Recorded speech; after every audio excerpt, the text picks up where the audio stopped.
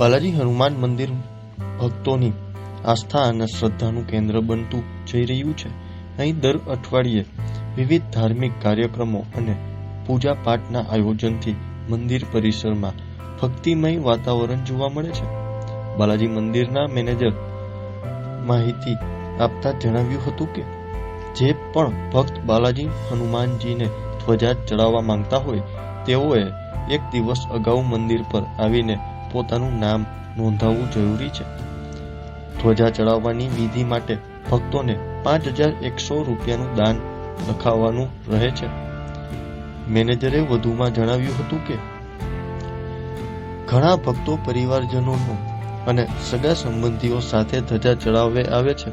ખાસ કરીને 40 થી 50 લોકોના સમૂહ સાથે જો કોઈ ભક્ત ધ્વજા ચડાવવા આવે અને તેમની અનુકૂળતા હોય તો મંદિર તરફથી સ્વામિનારાયણ મુખ્ય મંદિરમાં પ્રસાદની પણ વ્યવસ્થા કરી આપવામાં આવે છે. આ વ્યવસ્થા થકી ભક્તોને ધાર્મિક વિધિ સાથે પ્રસાદ પ્રાપ્ત થાય છે અને તેમની યાત્રા વધુ સુખદ બને છે. તો તે જુઓ મારો ખાસ અહેવાલ. જય બાલાજી, જય સ્વામિનારાયણ. મારું નામ કુમારભાઈ લશ્કરી. આજે બાલાજી મંદિરમાં ધજાનો પ્રોગ્રામ, સુંદરકાંડનો પ્રોગ્રામ રાખેલ અને બહુ મજા આવી. બધાની સાથે આનંદ કરી, બહુ આનંદ આવ્યો.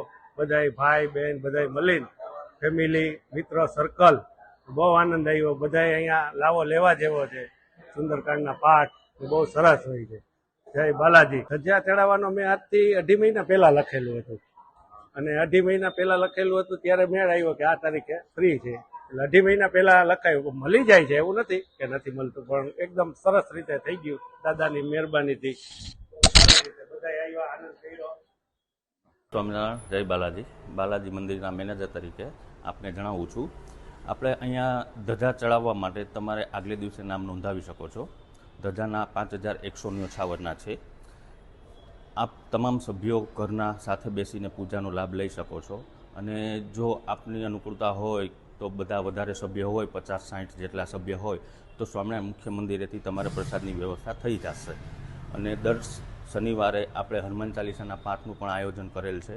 દર શનિવારે હોય છે અને દર મંગળવારે સુંદરકાંડના પાઠ પણ હોય છે. તો આમાં સર્વે ભક્તોએ લાભ લેવા વિનંતી. જય સ્વામિનારાયણ, જય બાલાજી. હા, એમાં કેવી રીતના હોય છે? ધજા ચડાવવામાં શું છે કે તમારે આગલે દિવસે નામ નોંધાવી લેવું પડે, જેથી કરીને ભૂદેવની વ્યવસ્થા, અમારે બધી વ્યવસ્થા કરવામાં અનુકૂળતા રહે એટલા માટે. અને આગલે દિવસે નોંધાવી દો તો પણ ચાલે, એક વીક પહેલાં નોંધાવી દો તો પણ ચાલશે.